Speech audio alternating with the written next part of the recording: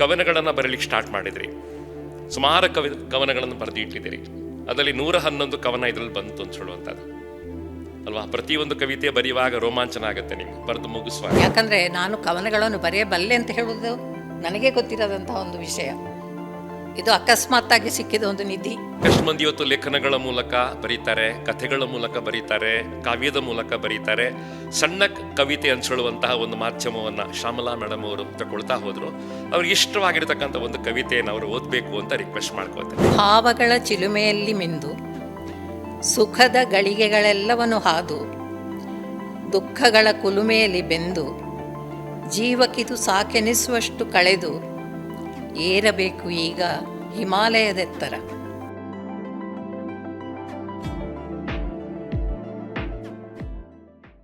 ಅತಿ ಶ್ರೇಷ್ಠವಾಗಿರ್ತಕ್ಕಂಥ ಅಕ್ಷರ ಬಂಧುಗಳೇ, ಇವತ್ತು ಕಾರ್ಕಳದ ಕ್ರಿಯೇಟಿವ್ ಕಾಲೇಜಿನ ಅಂತರ್ಗತವಾಗಿರ್ತಕ್ಕಂತಹ ಕ್ರಿಯೇಟಿವ್ ಪುಸ್ತಕ ಮನೆಯಲ್ಲಿ ಪ್ರಕಾಶನಗೊಂಡಿರ್ತಕ್ಕಂಥ 22 ಪುಸ್ತಕಗಳ ಐತಿಹಾಸಿಕ ದಾಖಲೆ, 20 ಲೇಖಕರನ್ನು ಮಾತಾಡಿಸುವಂಥದ್ದು. ಅದರಲ್ಲಿ ಒಂದು ಪುಸ್ತಕ, ಒಂದು ಲೇಖಕರ ಬಗ್ಗೆ ಇವತ್ತು ನಾನು ಮಾತನಾಡಲಿಕ್ಕಿದೆ. ನಮ್ಮ ಜೊತೆಗೆ ಮೇಡಮ್ ಶ್ಯಾಮಲಾ ಗೋಪಿನಾಥ್ ಅವರಿದ್ದಾರೆ. ಅವರ ಚೊಚ್ಚಲ ಕವನ ಸಂಕಲನ ಇವತ್ತು ಬಿಡುಗಡೆ ಆಗಿರ್ತಕ್ಕಂಥದ್ದು. ಭಾಳ ಖುಷಿಪಟ್ಟರು, ಭಾಳ ಸಂಭ್ರಮವನ್ನು ಪಡ್ತಾ ಇದ್ದಾರೆ. ಆ ಪುಸ್ತಕದ ಬಗ್ಗೆ ಅವ್ರ ಜೊತೆ ಮಾತಾಡಬೇಕು, ಅವರ ಹಿನ್ನೆಲೆ ಬಗ್ಗೆ ಮಾತಾಡಬೇಕು. ಅವರು ಪ್ರಿನ್ಸಿಪಾಲ್ ಆಗಿ ರಿಟೈರ್ಡ್ ಆಗಿರ್ತಕ್ಕಂಥವ್ರು, ಜೀವನವಿಡೀ ಇಂಗ್ಲೀಷ್ ಪಾಠವನ್ನು ಮಾಡಿರ್ತಕ್ಕಂಥವ್ರು. ಇವತ್ತು ಅವರ ಕನ್ನಡದಲ್ಲಿ ಬರೆದಿರ್ತಕ್ಕಂಥ ಕವನ ಸಂಕಲನ ಇವತ್ತು ಪ್ರಚಾರ ಆಗಿರ್ತಕ್ಕಂಥದ್ದು. ನಾನು ಅತ್ಯಂತ ಪ್ರೀತಿಯ ಕಾರ್ಯಕ್ರಮಕ್ಕೆ ಸ್ವಾಗತ ಮಾಡ್ತೇನೆ. ಶ್ಯಾಮಲಾ ಗೋಪಿನಾಥ್ ಅವರನ್ನು ಕಾರ್ಯಕ್ರಮಕ್ಕೆ ಸ್ವಾಗತ ಮಾಡ್ತೇನೆ. ಹೌದಲ್ಲ? ನಾನು ಮತ್ತೆ ಆರಂಭ ಮಾಡ್ತೇನೆ. ಇಂಗ್ಲೀಷ್ ಪಾಠವನ್ನು ಮಾಡ್ತಾ ಇದ್ದವರು ಈಗ ಕನ್ನಡ ಕವಿತೆಗಳನ್ನು ಬರಲಿಕ್ಕೆ ಸ್ಟಾರ್ಟ್ ಮಾಡಿದ್ರಿ. ಹೇಗೆ ಸಾಧ್ಯ ಆಯಿತು ಅಂದರೆ? ನಾನು ಹುಟ್ಟಿದ್ದು ಕಾಸರಗೋಡು, ಗಡಿನಾಡು. ಕಾಸರಗೋಡಿನಲ್ಲಿ ಅದರ ನೆಲ, ಜಲ, ಗಾಳಿ ಎಲ್ಲದಕ್ಕೂ ಒಂದು ಕನ್ನಡದ ಕಂಪು ಇದೆ. ಅದನ್ನು ಅನುಭವಿಸಿ ಬೆಳೆದವಳು ನಾನು. ಇಂಗ್ಲೀಷ್ ನಾನು ಮತ್ತೆ ಮೆಚ್ಚಿ ಅದರ ಆಳಕ್ಕೆ ಇಳಿದ ಮೇಲೆ, ಅಂದರೆ ನಮ್ಮ ಮನೆಯಲ್ಲಿ ದೊಡ್ಡ ಗ್ರಂಥಾಲಯ ಇತ್ತು. ನಾವು ಬೇಕಾದಷ್ಟು ಪುಸ್ತಕಗಳನ್ನು ಓದ್ತಾ ಇದ್ದೆವು. ನನ್ನ ಅಪ್ಪ ಅಮ್ಮ ನಮ್ಮನ್ನು ಓದಲಿಕ್ಕೆ ತುಂಬ ಪ್ರೋತ್ಸಾಹ ಕೊಡ್ತಾಯಿದ್ರು. ಆ ಇಂಗ್ಲೀಷ್ ಪುಸ್ತಕಗಳನ್ನು ಓದಲಿಕ್ಕೆ ಆರಂಭಿಸಿದಾಗ ಅದರಲ್ಲೂ ಆಸಕ್ತಿ ಬಂತು. ಹಾಗಾಗಿ ಇಂಗ್ಲೀಷ್ MA-ಯನ್ನು ಇಂಗ್ಲೀಷ್ ಭಾಷೆ ಮತ್ತು ಸಾಹಿತ್ಯ ಇದನ್ನು ನಾನು ಐಚ್ಛಿಕವಾಗಿ ಆರಿಸಿಕೊಂಡೆ. ಮುಂದೆ ಅದರಲ್ಲೇ MA-ಯನ್ನು ಮಾಡಿದೆ. ಪಾಸಾದ ಕೂಡಲೇ ನನಗೆ SVTPU ಕಾಲೇಜಿನಲ್ಲಿ ಆಂಗ್ಲ ಭಾಷಾ ಉಪನ್ಯಾಸಕಿಯಾಗಿ ಕೆಲಸ ಸಿಕ್ಕಿತು. ಹೌದು, ಅದು ನನ್ನ ಒಂದು ಪಯಣ. ಆಮೇಲೆ ಪ್ರಿನ್ಸಿಪಾಲ್ರಾದ್ರಿ, ಒಳ್ಳೆ ಮ್ಯಾನೇಜ್ಮೆಂಟ್ ನಡೆಸ್ಕೊಟ್ರಿ, ಒಳ್ಳೆ ಆಡಳಿತವನ್ನು ಮಾಡ್ತಾ ಹೋದ್ರಿ. ಅದರ ಮಧ್ಯೆ ನಿಮ್ಮ ಬರವಣಿಗೆ ಸ್ವಲ್ಪ ನಿಂತು ಹೋಯಿತು ಅಂತ ನಮ್ಗೆ ಅನ್ನಿಸ್ತು. ಹೌದು, ಆದರೆ ಈಗ ಮತ್ತೆ ಬರಲಿಕ್ಕೆ ಸ್ಟಾರ್ಟ್ ಮಾಡಿದ್ರಿ. ಹೌದು. ಅಂದರೆ ನಾನು ಚಿಕ್ಕಂದಿನಲ್ಲಿ ತುಂಬ ಬರಿತಾ ಇದ್ದೆ.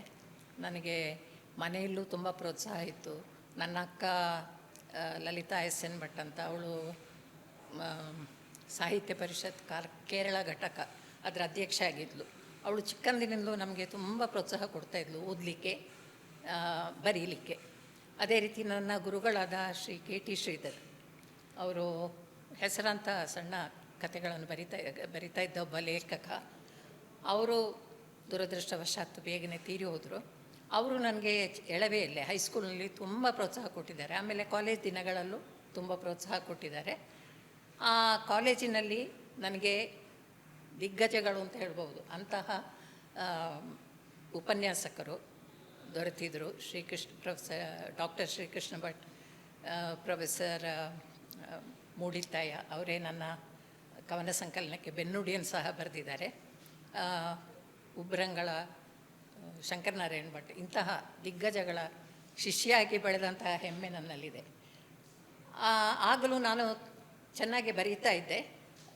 ಮಧ್ಯೆ ನೀವು ಹೇಳಿದ ಹಾಗೆ ಈ ಸಂಸಾರ ತಾಪತ್ರಯ ಇರ್ಬೋದು, ಆಮೇಲೆ ವೃತ್ತಿಪರವಾದ ಒತ್ತಡಗಳಿರ್ಬೋದು, ಸ್ವಲ್ಪ ಬರವಣಿಗೆ ಕುಂಠಿತ ಆಗಿತ್ತು. ಆದರೂ ಗದ್ಯವನ್ನು ಬರೀತಾ ಇದ್ದೆ.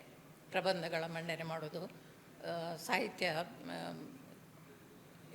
ಕಾರ್ಯಕ್ರಮಗಳಲ್ಲಿ ಗದ್ಯವಾಗಿ ನಾನು ಹಲವಾರು ಕೃತಿಗಳನ್ನು ಮಂಡನೆ ಮಾಡಿದ್ದೇನೆ. ಕವನ ಬರೀಲಿಕ್ಕೆ ಆರಂಭಿಸಿದ್ದು ನಾನು ಕೋವಿಡ್ ಬಂದಾಗ. ಒಂಥರದ ಗೃಹ ಬಂಧನದಲ್ಲಿ ನಾವಿದ್ದೆವು. ಆಗ ಮನೆಯಿಂದ ಹೊರಗೆ ಹೋಗಲಿಕ್ಕಿಲ್ಲ, ಮಾಸ್ಕ್ ಇಟ್ಟುಕೊಂಡು ತಿರುಗಾಡಬೇಕಾದಂಥ ಪರಿಸ್ಥಿತಿ.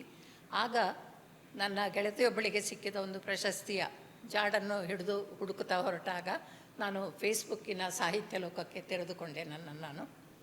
ಆ ಫೇಸ್ಬುಕ್ಕಿನಲ್ಲಿ ಹಲವಾರು ಸಾಹಿತ್ಯ ಬಳಗಗಳು ಬಹಳ ಚೆನ್ನಾಗಿ ಕೆಲಸ ಮಾಡ್ತಾ ಇದ್ದಾವೆ. ಆ ಸಾಹಿತ್ಯ ಬಳಗಗಳಲ್ಲಿ ನಾನು ಸದಸ್ಯೆಯಾಗಿ ಸೇರಿಕೊಂಡು ಅಲ್ಲಿ ಬರೀಲಿಕ್ಕೆ ಆರಂಭಿಸಿದೆ. ಅದು ನಿರಂತರವಾಗಿ ಕಳೆದ 2020ಕ್ಕೆ ಆರಂಭಿಸಿದ್ದು 25ರವರೆಗೂ ಬರಿತಾ ಇದ್ದೇನೆ. ಇವತ್ತು ನನ್ನ ಕವನಗಳನ್ನೆಲ್ಲ ಕ್ರೋಢೀಕರಿಸಿ ಒಂದು ಹನಿಗವನಗಳ ಸಂಕಲನವನ್ನು ಹೊರತರಲಿಕ್ಕೆ ಕ್ರಿಯೇಟಿವ್ ಪುಸ್ತಕ ಮನೆಯವರು ನನಗೆ ಸಹಾಯ ಮಾಡಿದ್ದಾರೆ. ಅವರಿಗೆ ನಾನು ಆಭಾರಿಯಾಗಿದ್ದೇನೆ. ಹೌದು, ಈ ಪಯಣದಲ್ಲಿ ಒಂದು ಸುಂದರವಾಗಿರ್ತಕ್ಕಂಥ ಕವಿತೆಗಳ ಪುಸ್ತಕ ಹನಿಗವನ ಅಂತ ಅವ್ರು ಹೇಳಿದ್ರು. ಹನಿಗವನ ಖಂಡಿತ ಅಲ್ಲ ಇದು, ಬಟ್ ಸಣ್ಣ ಸಣ್ಣ ಕವಿತೆಗಳು. ಇದನ್ನು ರಾಗಬದ್ಧವಾಗಿ ಹಾಡಲಿಕ್ಕೆ ಸಾಧ್ಯ ಇದೆ, ಅರ್ಥಪೂರ್ಣವಾದ ಸಂದೇಶ ಕೂಡ ಇದೆ.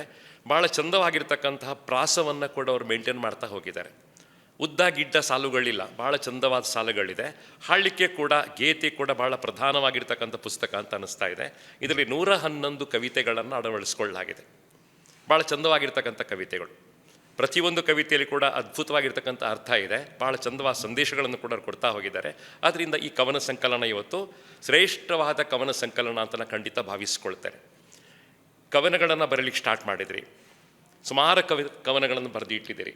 ಅದರಲ್ಲಿ 111 ಕವನ ಇದರಲ್ಲಿ ಬಂತು ಅಂತ ಹೇಳುವಂಥದ್ದು ಅಲ್ವಾ? ಪ್ರತಿಯೊಂದು ಕವಿತೆ ಬರೆಯುವಾಗ ರೋಮಾಂಚನ ಆಗುತ್ತೆ ನಿಮ್ಗೆ, ಬರೆದು ಮುಗಿಸುವಾಗ. ಖಂಡಿತ ಖಂಡಿತ ಅದು ಕೊಡುವಂತಹ ತೃಪ್ತಿ ಅದನ್ನು ಹೇಳಿ ಪೂರೈಸಲಿಕ್ಕೆ ಸಾಧ್ಯ ಇಲ್ಲ. ತುಂಬ ಖುಷಿ ಕೊಡುವಂಥ, ಯಾಕಂದರೆ ನಾನು ಕವನಗಳನ್ನು ಬರೆಯಬಲ್ಲೆ ಅಂತ ಹೇಳೋದು ನನಗೆ ಗೊತ್ತಿರೋದಂತಹ ಒಂದು ವಿಷಯ. ಇದು ಅಕಸ್ಮಾತ್ತಾಗಿ ಸಿಕ್ಕಿದ ಒಂದು ನಿಧಿ. ನನಗೆ ತುಂಬ ಪ್ರೋತ್ಸಾಹ ಕೊಟ್ಟರು ನನ್ನ ಮನೆಯವರು, ನನ್ನ ಸಹೋದರ ಸಹೋದರಿಯರು, ಎಲ್ಲರೂ ಗೆಳತಿಯರು. ಅವರೆಲ್ಲರ ಪ್ರೋತ್ಸಾಹದಿಂದ ಮತ್ತೆ ಮತ್ತೆ ನಾನು ಬರೀತಾ ಹೋದ ಹಾಗೆ ಏನು ಅದು ನನಗೆ ತುಂಬ ಖುಷಿ ಕೊಟ್ಟಿದೆ. ಹೌದು, ಈಗಲೂ ಸಾಕಷ್ಟು ಮಂದಿ ಇವತ್ತು ಲೇಖನಗಳ ಮೂಲಕ ಬರೀತಾರೆ, ಕಥೆಗಳ ಮೂಲಕ ಬರೀತಾರೆ, ಕಾವ್ಯದ ಮೂಲಕ ಬರೀತಾರೆ. ಸಣ್ಣ ಕವಿತೆ ಅನ್ಸೊಳ್ಳುವಂತಹ ಒಂದು ಮಾಧ್ಯಮವನ್ನು ಶ್ಯಾಮಲಾ ಮೇಡಮ್ ಅವರು ತಗೊಳ್ತಾ ಹೋದರು. ಅವ್ರಿಗೆ ಇಷ್ಟವಾಗಿರ್ತಕ್ಕಂಥ ಒಂದು ಕವಿತೆಯನ್ನು ಅವರು ಓದಬೇಕು ಅಂತ ರಿಕ್ವೆಸ್ಟ್ ಮಾಡ್ಕೋತೆ. ಯಾವುದಾಗ? ಓದಬಲ್ಲೆ, ಹಾಡಲಿಕ್ಕೆ ಬರೋದಿಲ್ಲ, ಓದಬಲ್ಲೆ.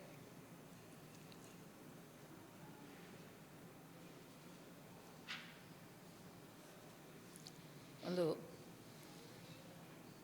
8 ಸಾಲುಗಳ ಒಂದು ಪುಟ್ಟ ಕವನ. ಇದು ನಾವು ವಯಸ್ಸಾಗ್ತಾ ಬಂದ ಹಾಗೆ, ಮಾಗುತ್ತಾ ಬಂದ ಹಾಗೆ ಆಧ್ಯಾತ್ಮದ ಒಂದು ಹೊಳಹು ಕಾಣಿಸ್ಕೊಳ್ತದೆ. ಅದು ಎಲ್ಲರಿಗಾಗ್ತದೆ ಅಂತ ಗೊತ್ತಿಲ್ಲ, ನನಗಂತೂ ಅಂತಹ ಒಂದು ಅನುಭವ ಆಗಿದೆ. ಆ ಅನುಭವವನ್ನು ಈ ಕವನದಲ್ಲಿ ನಾನು ಸೂಚಿಸಲಿಕ್ಕೆ ಪ್ರಯತ್ನಿಸಿದ್ದೇನೆ. ಏರಬೇಕು, ಇದು ಕವನದ ಶೀರ್ಷಿಕೆ. ಭಾವಗಳ ಚಿಲುಮೆಯಲ್ಲಿ ಮಿಂದು ಸುಖದ ಗಳಿಗೆಗಳೆಲ್ಲವನ್ನು ಹಾದು ದುಃಖಗಳ ಕುಲುಮೆಯಲ್ಲಿ ಬೆಂದು ಜೀವಕ್ಕಿದು ಸಾಕೆನಿಸುವಷ್ಟು ಕಳೆದು ಏರಬೇಕು ಈಗ ಹಿಮಾಲಯದೆತ್ತರ. ಏರಬೇಕು ಈಗ ಹಿಮಾಲಯದೆತ್ತರ. ಮನದ ಮಜಲುಗಳನ್ನೆಲ್ಲ ದಾಟುತ್ತಾ ಮನದ ಮಜಲುಗಳನ್ನೆಲ್ಲ ದಾಟುತ್ತಾ ಅರಳಬೇಕು ನೆತ್ತಿಯಲ್ಲಿ ಸಹಸ್ರಾರ. ಅರಳಬೇಕು ನೆತ್ತಿಯಲ್ಲಿ ಸಹಸ್ರಾರ. ಸಾಕ್ಷಾತ್ಕಾರವಾಗಲು ಒಳಗೆ ಅದ್ವೈತ. ಒಂದು 8 ಸಾಲಿನ ಕವನ. ಇನ್ನೊಂದು ಕವಿತೆ ಬೇಕು ಅಂತ ನಂಗೆ ಅನಿಸ್ತಾ ಇದೆ.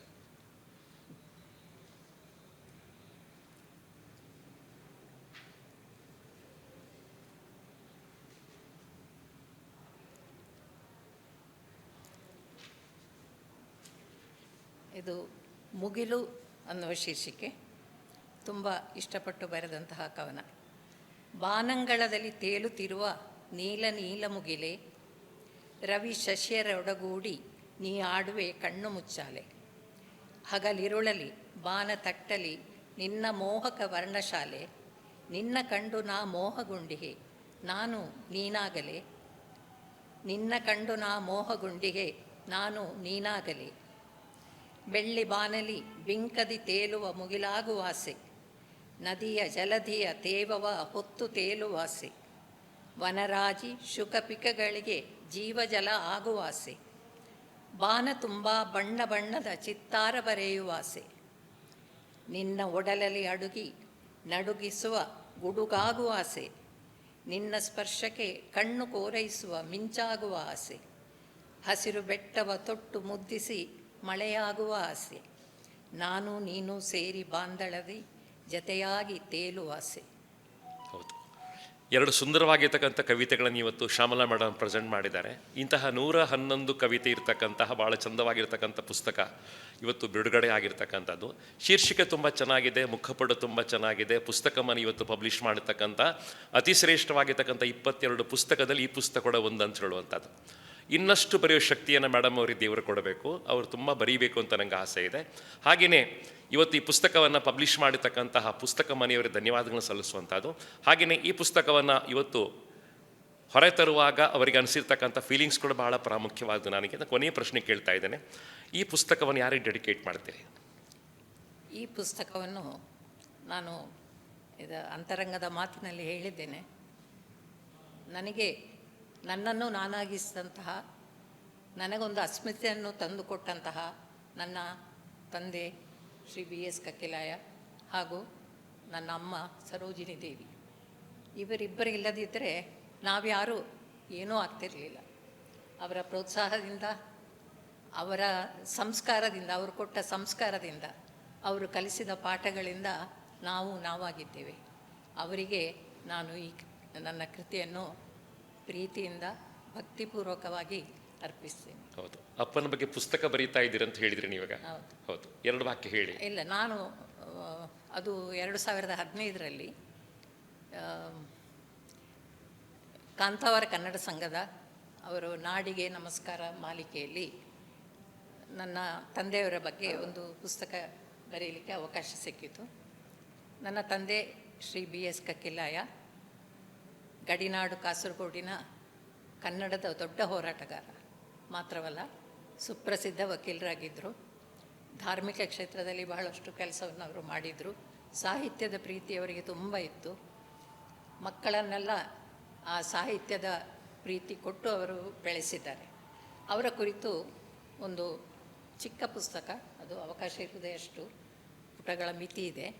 ಅದರಲ್ಲಿ ನನ್ನಿಂದ ಸಾಧ್ಯವಾದಷ್ಟು ಮಟ್ಟಿಗೆ ಅವರ ವ್ಯಕ್ತಿತ್ವವನ್ನು, ಅವರು ದುಡಿದ ವಿವಿಧ ಕ್ಷೇತ್ರಗಳಲ್ಲಿ ಅವರು ಮಾಡಿದ ದುಡಿಮೆಯನ್ನು ಹೊರತರಲಿಕ್ಕೆ ನಾನು ಪ್ರಯತ್ನ ಪಟ್ಟಿದ್ದೇನೆ. ಅದು 2015ರಲ್ಲಿ ಪ್ರಕಾಶನಗೊಂಡಿದೆ. ಹೌದು, ಪುಸ್ತಕ ಆಗಿದೆ. ಇದು 2ನೇ ಪುಸ್ತಕ ಅಂತ ಮೇಡಮ್ ಹೇಳ್ತಾ ಇದ್ದಾರೆ. ಅವರಿಗೆ ದೇವರು ಇನ್ನಷ್ಟು ಶಕ್ತಿ ಕೊಡಲಿ, ಅವ್ರು ಇನ್ನಷ್ಟು ಬರೀಬೇಕು ಅಂತ ನನಗೆ ಆಸೆ ಇದೆ. ಅವರಿಗೆ ಧನ್ಯವಾದ ಹೇಳ್ತೀವಿ ಅಂತ ಸಂಚಿಕೆಯನ್ನು ಬೀಳ್ಕೊಡ್ತಾ ಇದ್ದೇನೆ. ಮೇಡಮ್ ತುಂಬ ಥ್ಯಾಂಕ್ಸ್, ನಿಮಗೆ ಧನ್ಯವಾದಗಳು, ತುಂಬ ಥ್ಯಾಂಕ್ಸ್.